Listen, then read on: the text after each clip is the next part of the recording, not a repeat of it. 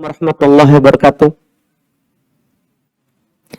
Innal hamdalillah nahmaduhu wa nasta'inuhu wa nastaghfiruh wa na'udzu billahi min shururi anfusina wa min sayyiati a'malina. May yahdihillahu fala mudilla lahu wa may yudlil fala hadiya lahu. Asyhadu an la ilaha illallah wahdahu la syarika lahu wa asyhadu anna Muhammadan abduhu wa rasuluh sallallahu alaihi wa ala alihi wa ashabihi wa man tabi'ahum bi ihsan ila yaumiddin. Amma ba'd. Al-ikhwan wal akhwat rahimani wa rahimakumullah. Alhamdulillah, tentunya kita memuji Allah Subhanahu wa taala di malam hari ini. Kembali kita dipertemukan oleh Allah Subhanahu wa taala di tempat yang mulia ini, tentunya untuk kembali belajar agama Allah Subhanahu wa taala. Khususnya di malam hari ini kita melanjutkan kajian kitab Matan Abi Syuja, fikih ringkas dalam madhab Syafi'i, yang alhamdulillah hari ini kita masih melanjutkan pembahasan kitab Thaharah, kitab tentang Thaharah, yang mana di pekan yang lalu kita selesaikan pembahasan tentang air. Di malam hari ini insyaallah ta'ala kita akan mengambil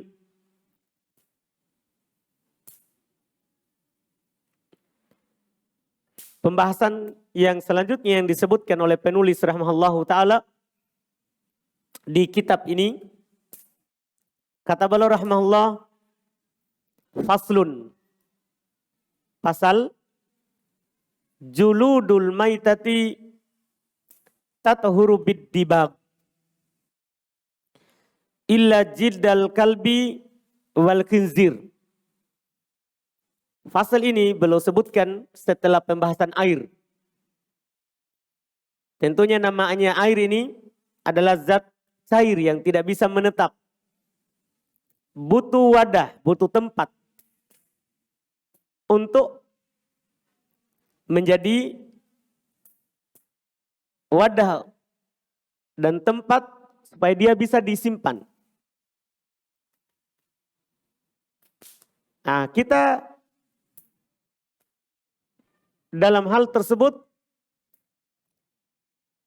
di dalam syariat kita alhamdulillah dijelaskan tempat apa yang boleh kita pakai dan apa yang tidak boleh. Dan asalnya itu semuanya boleh kecuali yang tidak dibolehkan. Karena yang tidak dibolehkan itu adalah cabang dan sedikit, maka yang akan dibahas oleh penulis dan yang akan beliau sampaikan kepada kita adalah tempat-tempat yang tidak boleh kita pakai untuk ditempati atau dipakai untuk dimasukkan air padanya, apalagi yang mau dipakai untuk berwudu. Beliau akan sebutkan di fasal ini dan yang setelahnya. Ringkas saja insyaallah tempatnya. Selain dari itu nanti berarti boleh dipakai. Kata beliau, juludul maitah, kulit bangkai. Al-maitah itu definisinya mata bighairi bismillah. Apa yang mati tanpa disebut nama Allah padanya. Dia mati bukan karena disembelih. Atau dia mati dalam keadaan ya dia tidak semakna dengan disembelih. Karena yang boleh dimakan itu yang tidak dikatakan maita nanti, yang disembelih dengan nama Allah atau yang semakna dengan disembelih. Misalnya ada hewan yang tidak bisa kita sembelih karena liarnya misalnya. Maka boleh kita menombaknya, kemudian keluar darahnya, tentunya dengan menyebut nama Allah, walaupun bukan di lehernya. Dia mati halal, walaupun tidak disembelih di lehernya. Atau semisal dengan buruan, kita memburu hewan buruan, kita melepaskan tembakan kita misalnya, dengan menyebut nama Allah, kemudian dia jatuh mati. Maka itu juga dianggap disembelih. Yang penting kita sebut nama Allah. Ini maksudnya yang semakna dengannya. Selain itu disebut maitah. Selain itu disebut maitah, bangkai. Iya, disebut bangkai. Apakah mati karena tercekik lehernya oleh tali misalnya, atau karena jatuh dari jurang, ya, atau karena ditanduk oleh temannya, dan yang lain-lainnya. Dari mati yang sebabnya bukan karena sembelih, itu semua dinamakan maitah. Pembahasan kita di sini bukan masalah memakannya. Kalau memakannya, sudah selesai masalah. Karena maitah sudah bukan perkara yang samar akan haramnya. Karena dalilnya sangat banyak. Quran, hadits. Misalnya Quran, Allah Subhanahu wa taala berfirman, "Wa hurrimat 'alaikum al-maitah." Allah Subhanahu wa taala katakan diharamkan kepada kalian maitah, bangkai. Nah, masalahnya di sini kulitnya. Ini hewan yang mati. Yang tidak disembelih dengan cara syar'i. Apakah boleh kita ambil kulitnya kemudian kita pakai untuk tempat air? Ini yang dibahas di sini. Kata beliau rahimahullah, kulit bangkai tatahuru bid-diba. Dia bisa suci, boleh dipakai kalau disamak. Disamak artinya dikelola, ya, dengan bahan-bahan yang dimaklumi memang dalam masalah tersebut. Apakah pakai daun-daun atau akar kayu atau kulit kayu yang sudah dimaklumi orang yang ahli menyamak kulit. Illa kecuali jildal kalbi wal khinzir. Kecuali kulit anjing dan kulit babi. Ini kata beliau rahmallah. Pertama, kulit. Selain babi, selain anjing. Kalau disembelih dengan sembelihan syar'i, kemudian diambil kulitnya, tentunya suci. Tidak diragukan. Karena kalau halal dimakan dagingnya, kulitnya juga tidak najis. Yang sekarang maitah, bangkai. Dimakan tidak boleh. Tapi apakah boleh kita pakai kulitnya? Jawabannya boleh kalau sudah disamak. Apa dalilnya? Ucapan penulis ini dalam madhab Syafi'iyah dan juga madhab ulama yang lain. Bahkan kulit selain babi dan anjing disepakati. Dia menjadi suci kalau disamak. Dalilnya adalah Nabi SAW bersabda dalam hadits riwayat Imam Muslim. Dari Abdullah bin Abbas radhiyallahu ta'ala anhu. Anna Rasulullah SAW qala, Rasulullah SAW bersabda, "Idza dubigol ihab faqad tahur." Apabila ada kulit bangkai telah disamak, maka dia telah suci. Bangkai apa saja? Apakah hewan yang bisa dimakan tapi jadi bangkai? Atau hewan yang tidak bisa dimakan? Iya. Ada sapi mati. Boleh diambil kulitnya dan disamak. Demikian pula kambing. Demikian pula hewan-hewan yang lain. Kecuali sebentar itu dua. Pertama babi, yang kedua anjing. Selain dua itu suci kalau disamak. Keumuman hadis ini. Karena Nabi katakan, idza dubighal ihab, apabila kulit, ini kan umum, semua kulit telah disamak, faqad tahur, maka sungguh dia telah telah suci. Ada hadis khusus dari Nabi SAW terkait dengan kulit kambing. Dan dikiaskan di atas ini seluruh kulit yang lain dari kulit bangkai. Itu hadis riwayat Imam Abu Daud, An-Nasai dengan sanad yang hasan. Dari hadis Maimunah radhiyallahu taala anhu.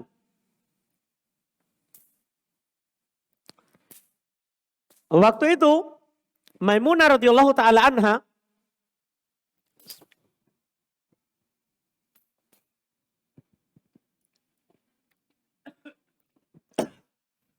belum punya kambing dan qadarullah mati. Maka saat kambing itu diseret untuk dibuang, dilihat oleh Rasulullah SAW.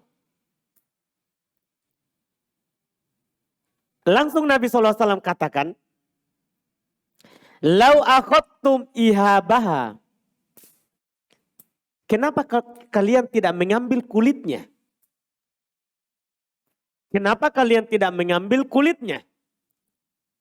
Faqalu, kata mereka yang membuang ini, innaha maitah, itu kan bangkai. Karena dipahami namanya bangkai kan haram. Namanya bangkai haram. Ini kan bangkai. Faqala Rasulullah, maka Nabi SAW katakan, yutahhiruhul ma wal qarot. Itu bangkai, memang bangkai. Tapi kulitnya itu bisa disucikan oleh air dan al-qarot. Al-qarot ini jenis tanaman yang biasa dipakai untuk menyamak. Ini adalah penegasan langsung dari Nabi kita Muhammad SAW bahwa kulit bangkai itu bisa jadi suci. Asalnya najis, bangkai itu najis. Iya. Bangkainya. Tapi kulitnya kalau disamak bisa jadi suci. Setelah itu bisa dipakai misalnya untuk jadi sepatu, sandal. Bisa dipakai untuk tempat air. Karena tidak najis lagi. Karena tidak najis lagi.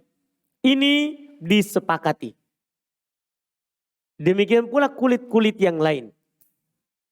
Kulit-kulit yang lain. Kecuali dua. Sekarang kita masuk di sini. Pertama babi.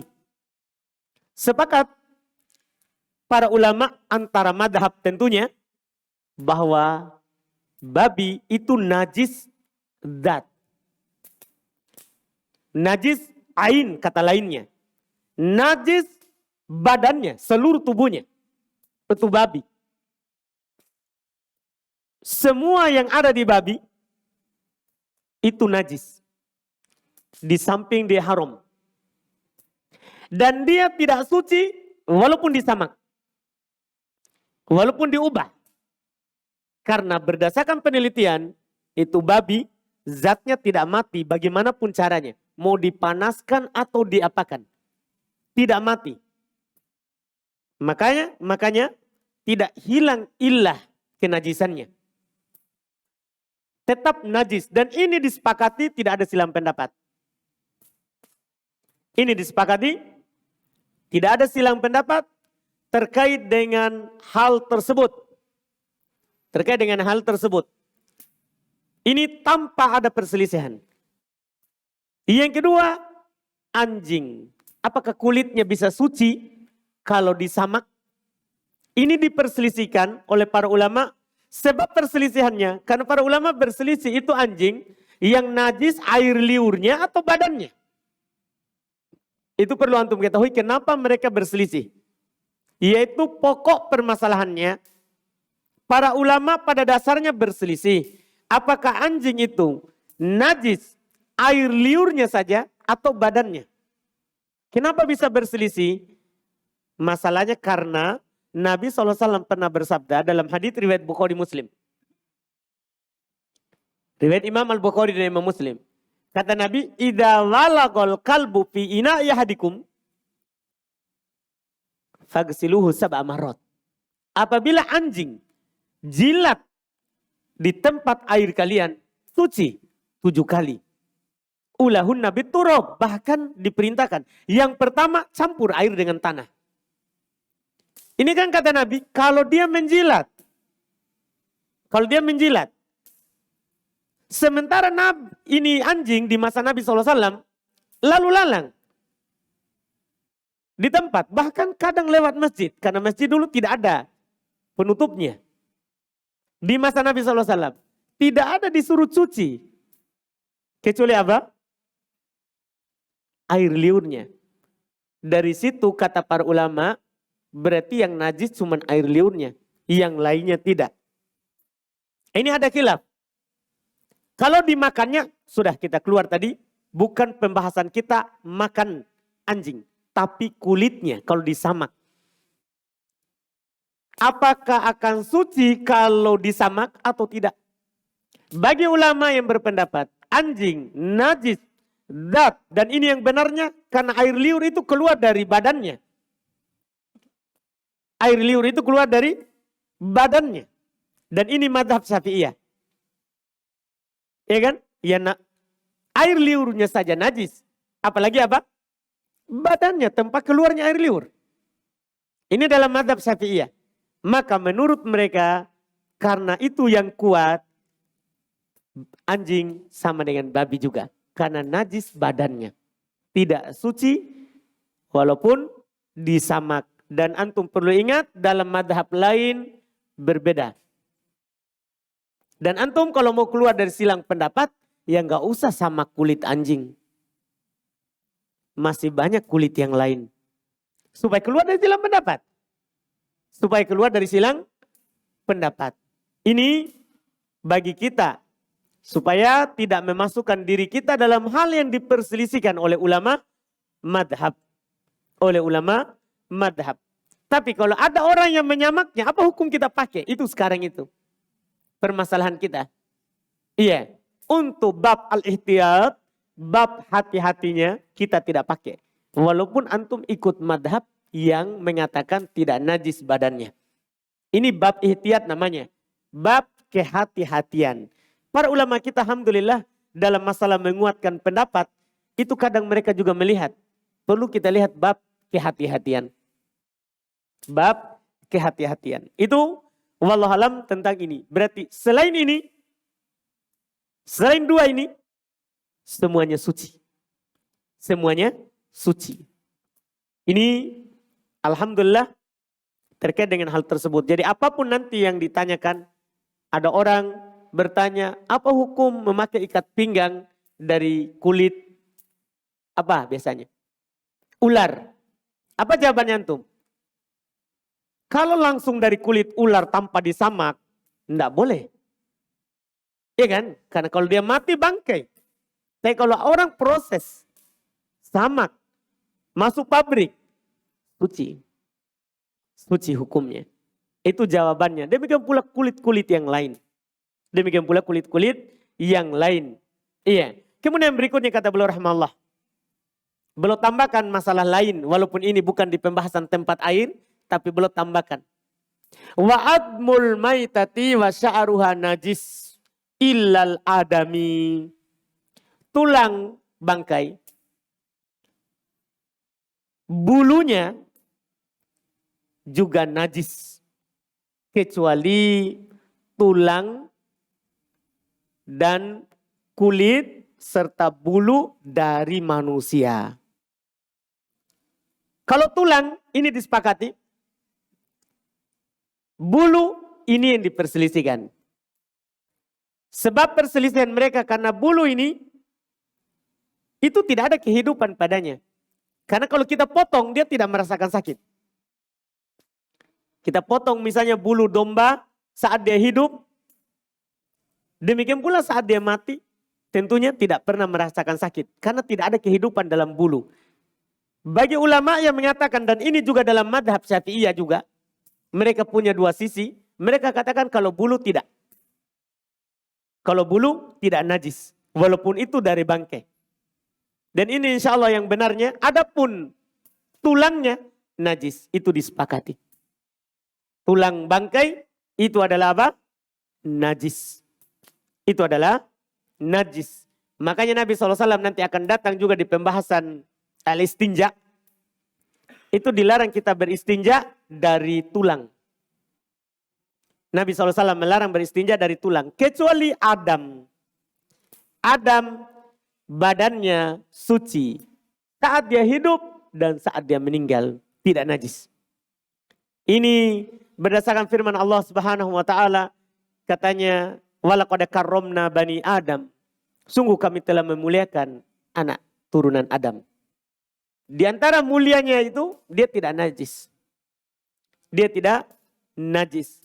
Apalagi Nabi SAW katakan ketika Abu Hurairah menghindar saat beliau junub, dan akan datang nanti pembahasannya di masalah junub.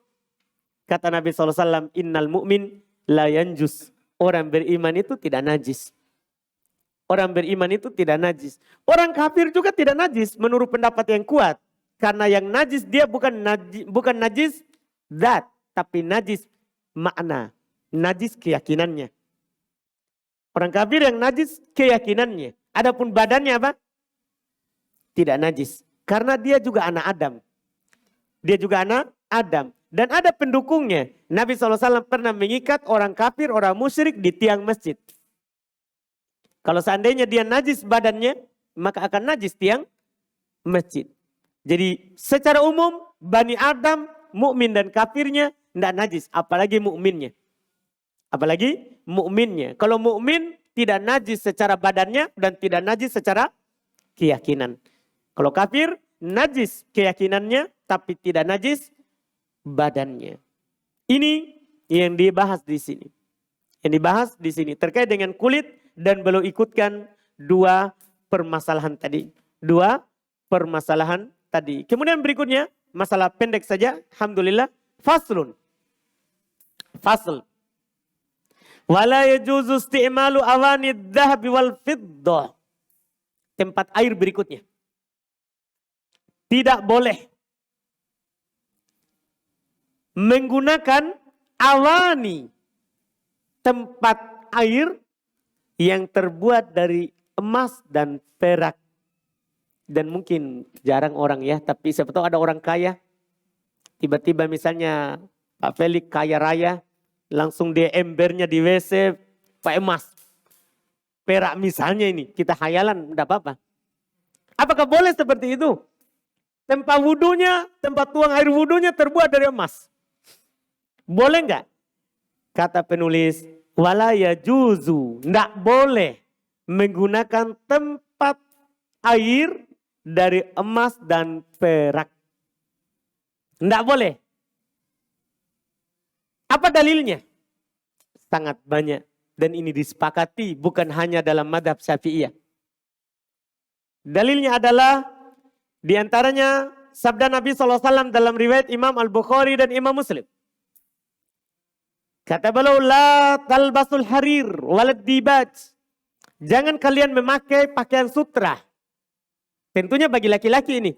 Karena perempuan boleh pakai sutra. Walad dibaj. Jangan pula kalian memakai dibaj. Jenis sutra juga tapi yang tebal. Wala tasrobu fi aniyatid dhahabi wal fiddah. Jangan kalian minum dengan gelas yang terbuat dari emas atau perak. Nabi melarang, itu menunjukkan haramnya. Fa innaha, kemudian beliau sebutkan alasannya. Fa innaha lahum fid dunya. Karena itu untuk orang kafir di dunia. Walakum fil akhirah. Untuk kalian orang beriman itu di akhirat, di surga. Ini dalil pertama. Dalil kedua, datang dalam riwayat Imam Muslim. Kalau tadi riwayat Imam Al-Bukhari dan Imam Muslim. Hadits kedua, riwayat Imam Muslim. Kata Nabi SAW, alladhi yashrabu fi aniyatid dhahabi wal fiddah. Innama yujarjiru fi batnihi naro jahannam. Disebutkan siksaannya. Na'udzubillah. Orang yang minum dengan gelas yang terbuat dari emas dan perak. Maka sungguh dia hanya memasukkan di dalam mulutnya dan di perutnya api jahanam. Naudzubillah. Demikian pula dalam riwayat yang lain, Nabi SAW katakan dengan hal yang semakna. Man syariba fi ina'im min dahabin aw fiddah fa innama yujarjiru fi batnihi naram min jahannam. Sama. Kata Nabi, siapa saja yang meminum dari tempat air yang terbuat dari emas atau perak, maka sungguh dia mendidihkan di dalam perutnya api dari jahanam. Ini kata Nabi SAW. Semua ini cukup 3 dalil yang menunjukkan haram kita pakai tempat air dari emas dan perak. Juga datang dalam riwayat lain larangan untuk berpiring dengan piring yang terbuat dari emas dan perak. Tidak boleh. Emas dan perak hanya diizinkan untuk huli, untuk perhiasannya perempuan. Untuk perhiasannya perempuan. Itu pun di hadapan suaminya, bukan untuk dibanggakan di luar. Di hadapan suaminya. Itu dibolehkan bagi perempuan. Bagi laki-laki diharamkan emas, halal perak. Bagi laki-laki haram cincin atau apa saja dia pakai untuk berhias, yang dia pakai untuk pakai dari emas, perak boleh. Karena Nabi SAW pernah mengambil cincin dari emas. Para sahabat juga ikut. Setelah itu Nabi SAW melemparnya. Para sahabat juga ikut melemparnya. Dan Nabi jelaskan, ini haram bagi laki-laki dari umatku. Setelah itu Nabi mengambil cincin dari perak. Ini cincin. Adapun tempat air, tempat makan, haram bagi mukmin untuk memakainya. Demikian pula tempat wudhu. Ini yang boleh. Ini yang tidak boleh. Yang boleh, kata beliau sebagai penutup, wa yajuzu isti'malu ghairihima minal awani. Boleh menggunakan selain keduanya dari tempat air. Karena ana bilang sama antum tadi di awal pembahasan, kaidah asal dalam tempat air ini mubah semuanya kecuali yang dilarang. Berarti sekarang sudah ada hal-hal yang dilarang dari tempat air. Emas, perak, yang terbuat dari kulit babi, dan yang terbuat dari kulit anjing di atas pendapat yang kita kuatkan tadi. Dalam pendapat Syafi'iyah. Dalam pendapat Syafi'iyah. Selain itu, boleh. Apapun tempat airnya. Selain itu, boleh apapun tempat airnya. Ini dalam pembahasan ini tentunya sangat mudah dan sangat jelas. Cuman tinggal pertanyaan kita terakhir. Apa dalilnya kalau selain itu boleh? Yaitu firman Allah Subhanahu wa taala dalam Al-Qur'an, "Huwallazi khalaqalakum ma fil ardi jami'a." Dialah Allah Subhanahu wa taala yang menciptakan untuk kalian apa yang ada di bumi ini semuanya. Kata para ulama tafsir, lakum di ayat ini, lakum itu maknanya lil ibahah. Lakum di sini bermakna mubah. Jadi terjemahan ayatnya, dialah Allah yang menciptakan mubah untuk kalian seluruh apa yang di bumi ini kecuali tadi yang dilarang. Itu dalilnya yang umum. Itu dalilnya yang umum. Ini alhamdulillah 2 fasal. Fasal berikutnya sebenarnya tentang siwak. Setelah itu akan masuk dalam wudhu. Mungkin tidak cukup. Tidak cukup ya? Masih lama? Masih lama? Oh, kita selesaikan siwak ya. Supaya pekan depan kita sudah masuk di masalah wudhu. Kata beliau rahimahullah ta'ala faslun. Fasl. As-siwaku mustahabun. Fi kulli hal. As-siwak. Bersiwak. Itu disunahkan di setiap keadaan. Iya. Dan kata as-siwak dijelaskan oleh para ulama digunakan dalam 2 perkara. Pertama digunakan untuk al-alah. Siwak bermakna alat untuk bersiwak. Yaitu yang terbuat atau yang diambil dari kayu, akar kayu yang masyhur, yang terkenal, kayu siwak. Itu namanya alat untuk siwak. Yang kedua penggunaannya adalah al-fi'il, perbuatannya. Apapun alatnya, kalau orang membersihkan mulutnya, itu namanya apa? Bersiwak. Dan dua-duanya ini dinamakan siwak. Orang bersiwak pakai kayu siwak, atau bersiwak dengan apapun, yang penting dia bersiwak, membersihkan mulutnya, maka itu perkara yang dianjurkan di setiap keadaan. Di setiap keadaan. Bahkan di dalam madhab Syafi'iyah disebutkan itu terjadi bikulli khoshin muzil. Setiap benda kasar yang bisa menghilangkan, iya, dan membersihkan mulut. Iya. Setiap, bahkan antum melakukan meminum cairan misalnya yang bisa membersihkan mulut antum, itu juga masuk dalam bersiwak. Jadi tidak harus pakai kayu siwak baru dikatakan apa? Siwak. Karena memang peletakannya 2. Alat dan perbuatan. Alat dan perbuatan. Dan ini mustahab. Fi kulli hal. Disunahkan di setiap keadaan. Disunahkan di setiap keadaan. Kata disunahkan di setiap keadaan ini berdalil dengan hadits Nabi SAW. Kata Nabi SAW terkait dengan siwak. As-siwakum matharatun lil fam wa mardatun lirab. Siwak itu fungsinya membersihkan mulut.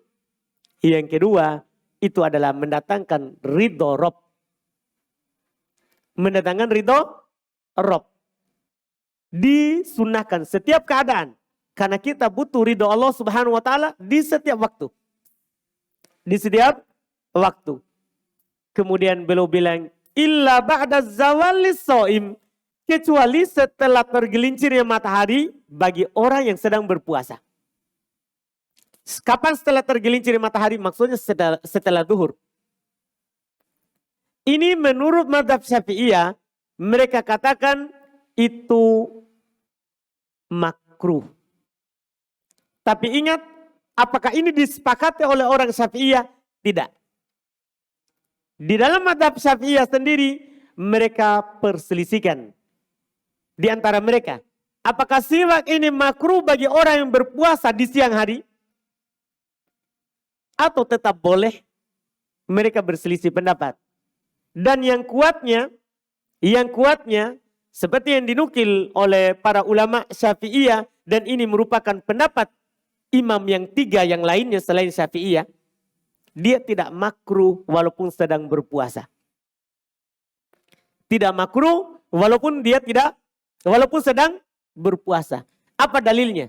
Itu yang kuatnya. Apa dalilnya itu yang kuat?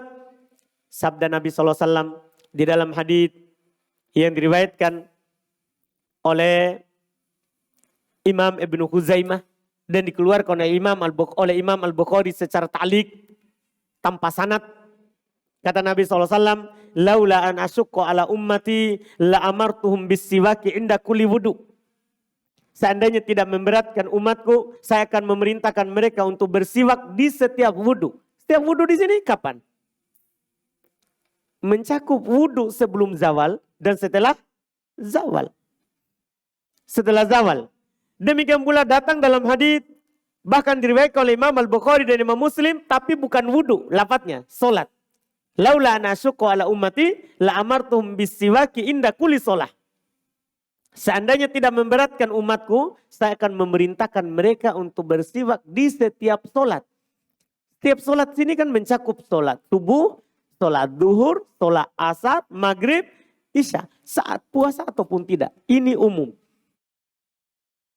Dan ini pendapat yang benarnya. Ditambah lagi dalil orang yang mengatakan tidak boleh. Mereka berdalil dengan keutamaan bau mulut orang berpuasa. Itu hadis yang diriwayatkan oleh Imam Al-Bukhari dan Imam Muslim. Kata Nabi SAW, la khulufu famis shaim atyabu indallahi min rihil misk. Bau mulut orang yang berpuasa itu lebih harum di sisi Allah daripada bau misk. Sementara bersiwak itu akan menghilangkannya. Sementara ini kan perkara yang dicintai oleh Allah Subhanahu wa taala lebih harum daripada bau misik. Tapi kenapa mereka katakan setelah duhur? Kata mereka setelah duhur itu keluar bau mulut. Maka di situ dilarang untuk bersiwak. Kalau pagi boleh kata mereka. Kalau pagi. Iya. Ini alasan mereka hadis ini. Cuman dibantah oleh ulama yang lain. Yang mayoritas ulama mengatakan boleh. Apa itu? Bau mulut itu tidak memandang setelah duhur. Biar bangun setelah tidur pagi. Kalau puasa, itu keluar bau mulut. Karena bau mulut itu bukan karena keluarnya dari mulut. Keluar bau mulut orang berpuasa bukan dari mulutnya, tapi dari dalam ususnya. Karena ususnya kosong, sementara mesinnya tetap bunyi, tetap bekerja di dalam, akhirnya mengeluarkan apa? Bau. Naik asam lambungnya tinggi, keluar bau. Keluar bau. Mungkin bisa dipahami. Makanya lihat kalau ndak mau kalau ragu, lihat orang kita tidur. Sudah sikat gigi, bersihkan mulut, tapi malamnya keluar bebek. Tahu bebek? Yaitu cairan yang keluar biasanya di bantal. Iya, musuhnya para istri. Iya. Bau nggak? Kenapa bisa bau itu? Kalau ndak percaya, coba nanti. Kalau antum bebek cium. Kalau tidak percaya. Iya. Itu baunya dari mana? Paham pertanyaannya? Itu baunya dari dalam usus. Dari dalam lambung kita. Jadi ini walaupun kita bersihkan sebelum zawal ataupun setelah zawal. Itu tetap akan keluar baunya. Tetap akan keluar apa? Baunya.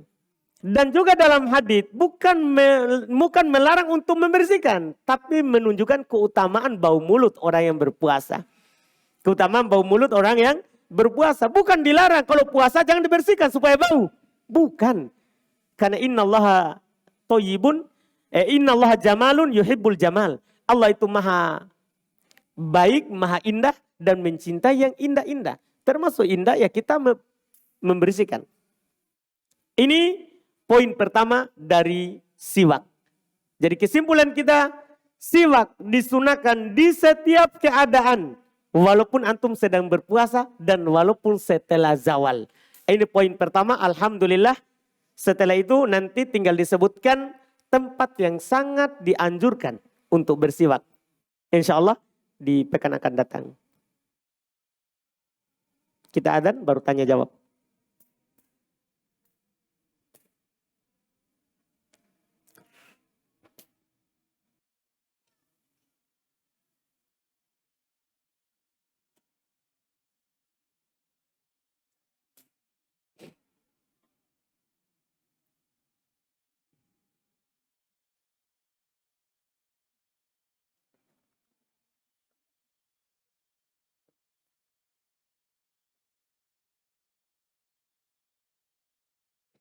Baik, kita lanjutkan dengan tanya jawab. Boleh bertanya langsung bagi ikhwan. Silakan. Angkat tangan, bertanya enggak apa-apa. Siapa tahu pertanyaannya enggak bisa tergambarkan dengan kertas. Di sini ada pertanyaan pertama. Apakah termasuk riba jika kita kena denda dari keterlambatan pembayaran PDAM dan PLN? Denda itu ada dua bentuk.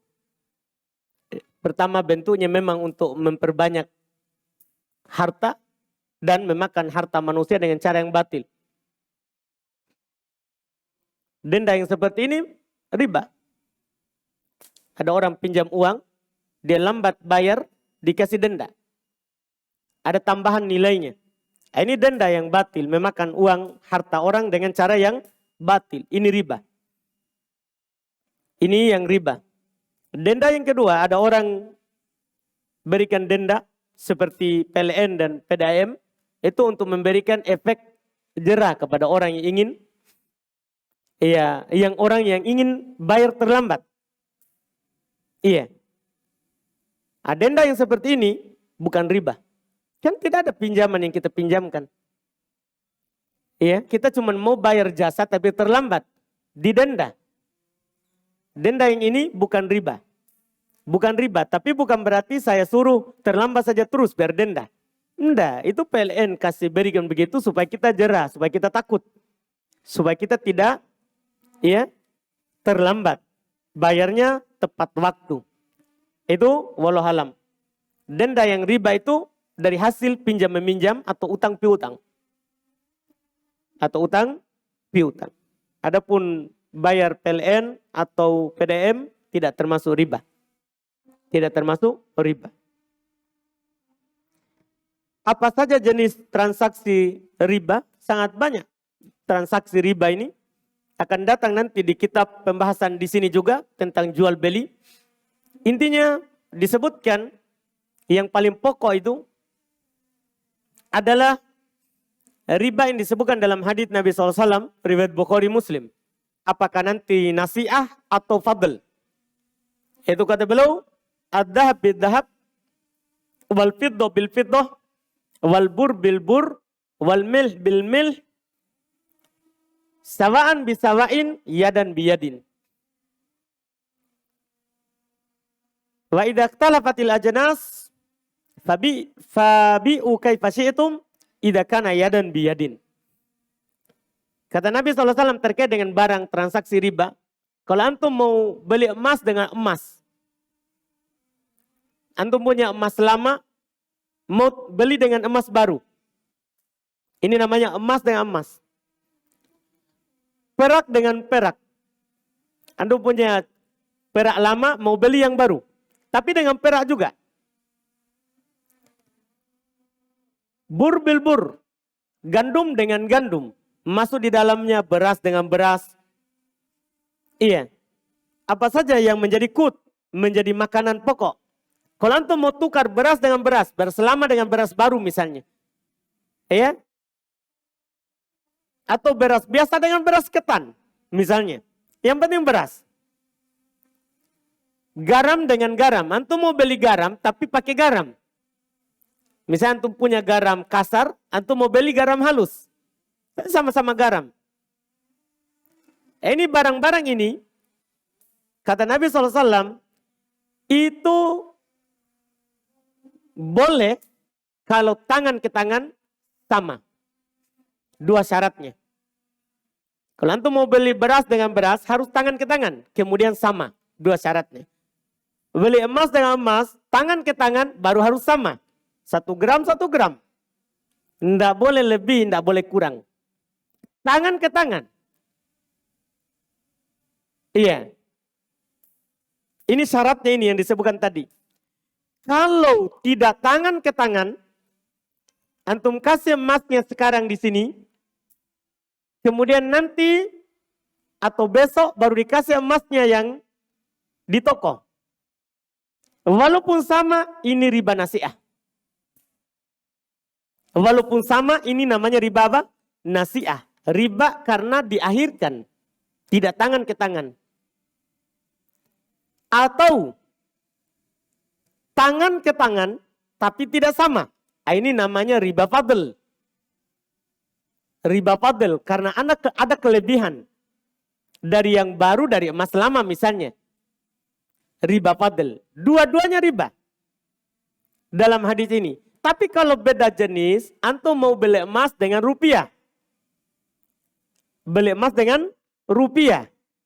Maka ini silakan melakukan transaksi, tidak apa-apa tidak sama. Tapi yang penting tangan ke tangan. Cash di tempat. Kalau diakhirkan, emasnya besok, lusa, uangnya sekarang. Riba. Riba nasiah. Riba nasiah. Ini disebutkan dalam hadis ini. Ini transaksi riba. Ini transaksi riba.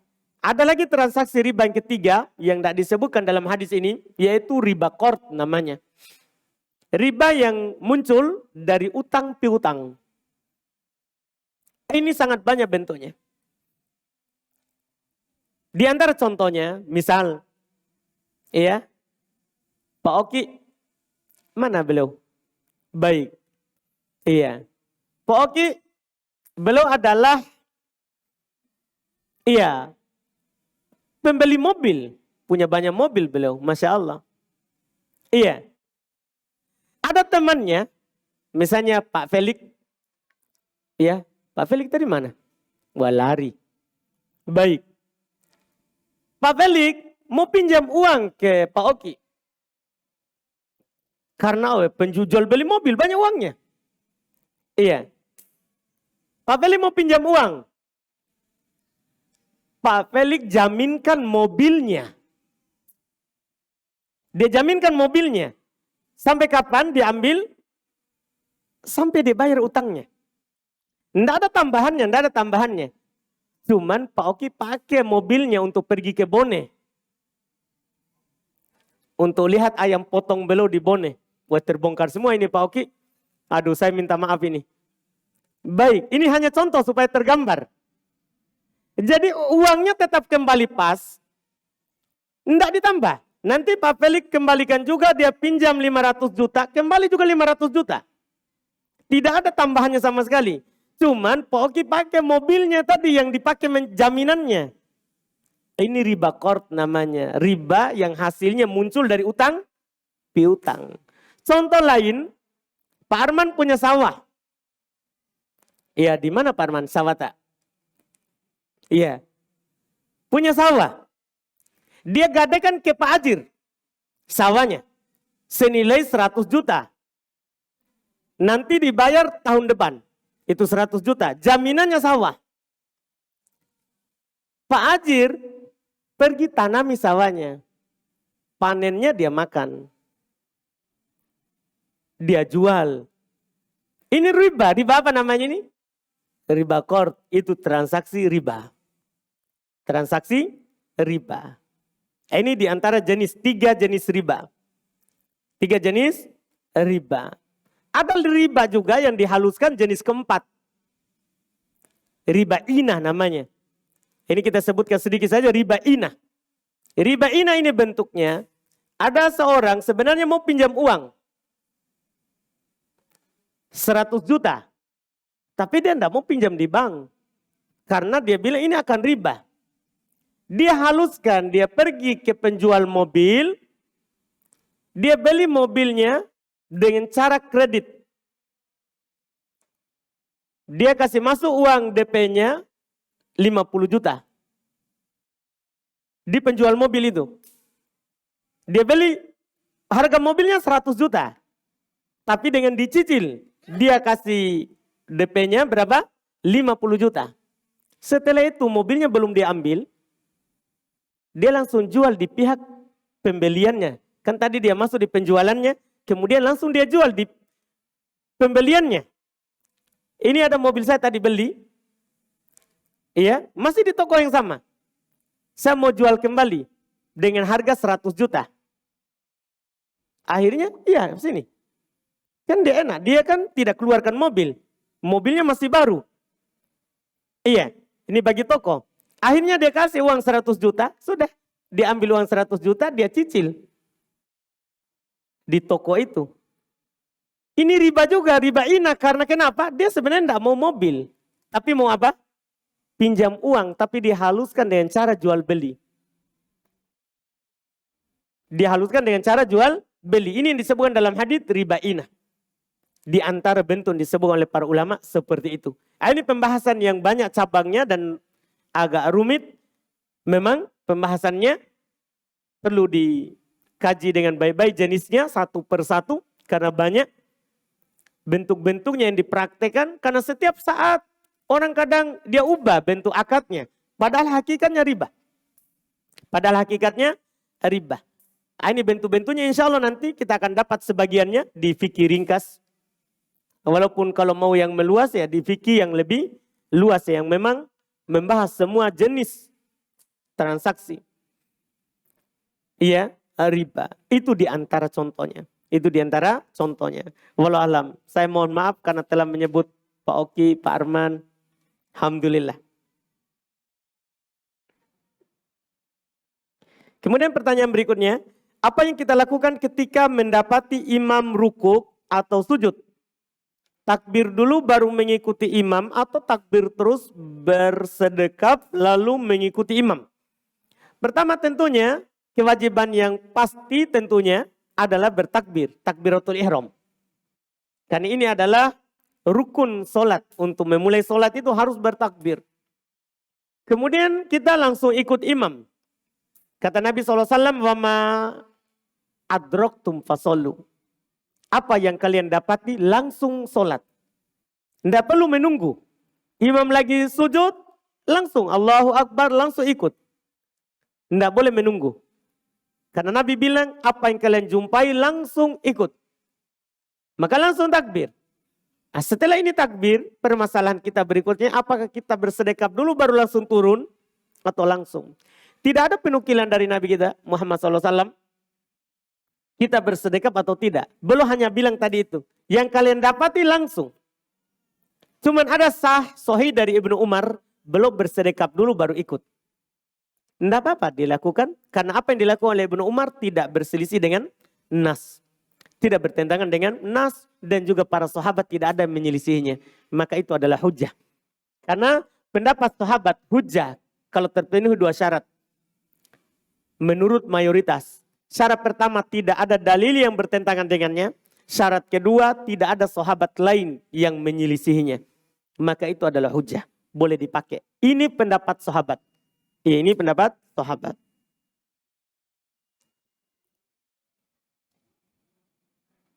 Apakah boleh menerima uang tip dari customer tempat saya bekerja? Sementara saya sudah mendapat gaji pokok dari tempat saya bekerja. Kalau menerimanya boleh, tapi kita kembalikan ke yang punya toko tempat kita bekerja. Karena kadang orang kalau kita tidak ambil, dia tersinggung, tidak kembali lagi ke toko, itu kan merusak. Dan membuat mudarat terhadap toko. Kalau kita dikasih, ambil. Cuman harus kita kasih yang punya toko. Nanti yang punya toko, kalau dia mau ambil haknya, karena punyanya, dia sudah gaji kita. Kalau dia bilang, alhamdulillah silakan ambil itu rezekimu. Iya. Halal. Iya, berdalil dengan apa yang pernah terjadi di masa Nabi SAW. Belum mengutus seorang pengumpul zakat. Pemungut zakat, amil zakat. Saat diutus, dia dikasih hadiah. Masalahnya yang membuat Nabi SAW marah, dia pisahkan antara hadiahnya dan zakatnya. Dia bilang sampai ke Nabi, ini zakat, ini hadiah untuk saya. Nabi marah naik mimbar. Kenapa dia tidak duduk saja di rumahnya? Tunggu hadiahnya datang. Artinya apa? Ini kamu dikasih hadiah karena kami utus. Maka seharusnya serahkan dulu semuanya, setelah itu kamu dikasih, halal. Adapun langsung diambil, haram, tidak boleh. Itu wallahualam dalam masalah tersebut.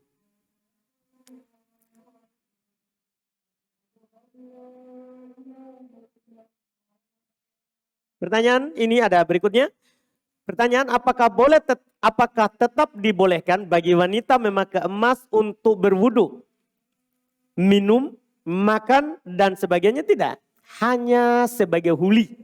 Yang dibolehkan perempuan itu hanya sebagai perhiasan. Adapun kalau tempat minum, tempat wudu, haram. Itu tidak dibolehkan.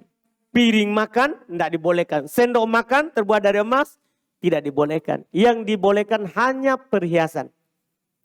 Untuk dia pakai, berhias, menghiasi dirinya. Adapun tempat selain itu tidak dibolehkan.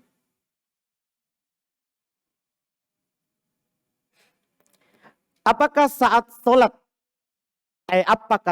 sholat bagi wanita? Apakah saat sholat bagi wanita? Punggung tangannya boleh nampak jika tidak terlihat laki-laki yang bukan mahram. Punggung tangan itu tidak diperselisihkan. Tidak boleh nampak bagi perempuan. Itu aurat. Yang diperselisihkan itu adalah telapak tangannya. Telapak tangannya.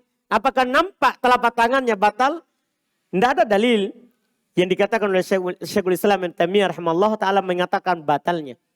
Walaupun sebagian ulama mengatakan juga batal. Ya, terkait dengan dalam sholat. Tapi punggung tangan, ini bagian atasnya. Itu membatalkan sholat perempuan. Walaupun tidak ada laki-laki yang bukan mahram. Karena dia menutup auratnya bukan karena adanya laki-laki. Itu karena dia ibadah.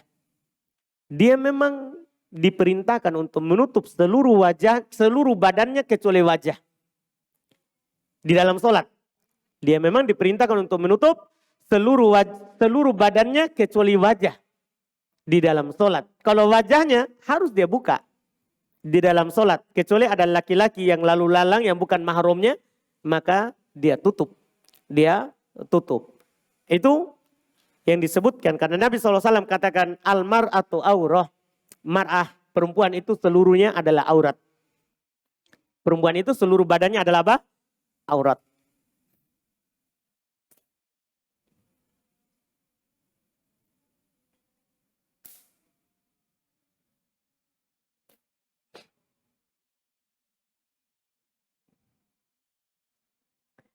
Bagaimana sikap seharusnya seorang penuntut ilmu saat difitnah? Apakah mencari tahu penyebab fitnah atau belajar? Iya. Difitnah maksudnya gimana? Iya, kalau hanya sekedar dikatakan iya keras, iya, teroris, iya, kambing, itu hal yang biasa. Nabi SAW itu belum dikatakan tukang sihir, belum dikatakan orang gila. Iya, itu tidak perlu dipedulikan. Itu tidak perlu dipedulikan. Sibuk saja belajar dan doakan hidayah orang-orang yang memfitnah tersebut. Iya, mereka mau fitnah kita sampai kapan? Iya, insya Allah dia akan bosan sendiri. Dia akan bosan sendiri.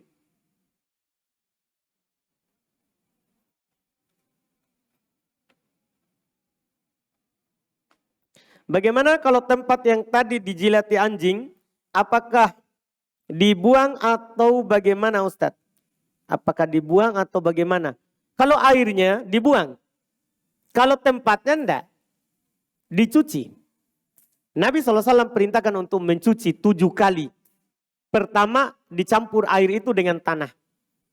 Air pertama dicampur dengan tanah, kemudian dipakai untuk mencuci baskom atau tempat air itu. Setelah itu air lagi 6 kali setelahnya. 6 kali setelahnya. Tidak dibuang. Tidak dibuang.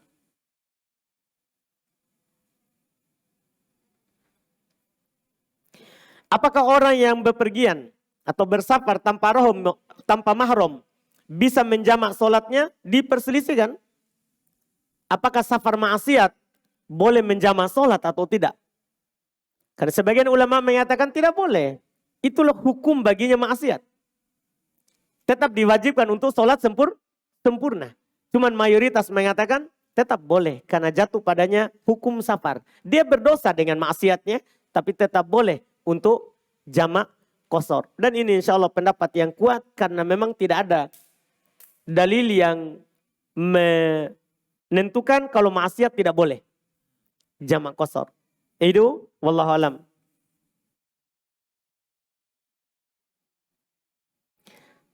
Siapakah orang yang ditekankan untuk mandi Jumat? Apakah wanita juga termasuk? Tidak. Orang yang hadir Jumat. Yang diwajibkan untuk mandi Jumat adalah orang yang, ini berdasarkan pendapat yang mewajibkan ya. Karena mayoritas mengatakan sunnah, bukan wajib.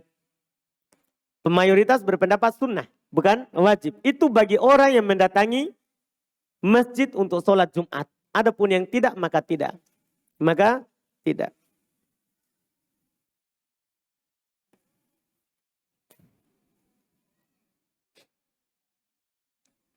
Apakah boleh menggunakan surat Ar-Rahman sebagai mahar? Kalau tidak ada yang lain, boleh. Iya. Kalau tidak ada yang lain, jangan langsung itu. Karena memang hadisnya itu ada seorang lelaki. Dia mau menikah. Ada seorang perempuan. Iya. Yang datang ingin menikah. Menawarkan dirinya kepada Nabi SAW. Tapi Nabi SAW tidak. Tidak menginginkannya. Maka ada seorang lelaki ingin menikahinya. Maka Nabi SAW tanya tentang maharnya. Dia bilang, saya tidak punya apa-apa. Sarungnya saja, pakaiannya saja itu cuma ada di badannya. Karena awal-awal Islam para sahabat susah. Iya. Maka Nabi katakan kepadanya, iltamis walau khotaman min hadid. Cari walaupun cincin dari besi. Cuman orang ini cari tidak dapat walaupun cincin dari besi. Maka Nabi katakan, punya Quran? Antum punya hafalan? Dia bilang iya. Maka dinikahkan dengan mahar Quran yang dia punya. Dengan mahar Quran yang dia punya. Ini kalau tidak ada apa-apa. Kalau kita punya yang lain, jangan. Karena berat itu. Karena apa yang kita jadikan mahar itu jadi punyanya si perempuan. Wajib nanti kita ajarkan sampai dia paham apa yang kita jadikan mahar itu. Bukan hanya disebutkan. Itu utang. Itu utang. Karena mahar itu wajib diserahkan kepada perempuan. Nah surah Ar-Rahmannya masih ada di otak tak? Iya. Itu jangan memperberat diri sendiri. Makanya cari walaupun cincin dari besi itu dijadikan mahar. Itu dijadikan mahar. Jangan Quran. Tapi kalau tidak punya apa-apa. Tidak punya apa-apa. Iya. Boleh. Boleh hal tersebut.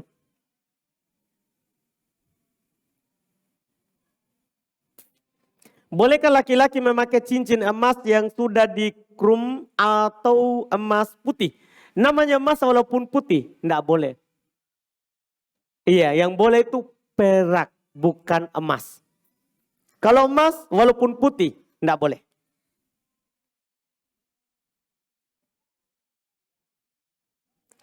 Apakah sah wudhunya apabila di tangan ada sedikit tinta pulpen? Sah. Kalau tidak menghalangi air dari kulit. Kalau ini tinta pulpennya tidak menghalangi air dari kulit, sah. Yang nanti tidak sah kalau dia menghalangi air dari kulit. Menghalangi air dari kulit itu tidak sah. Tapi kalau tidak menghalangi, sah. Ini pertanyaan terakhir, alhamdulillah kita cukupkan setelah ini.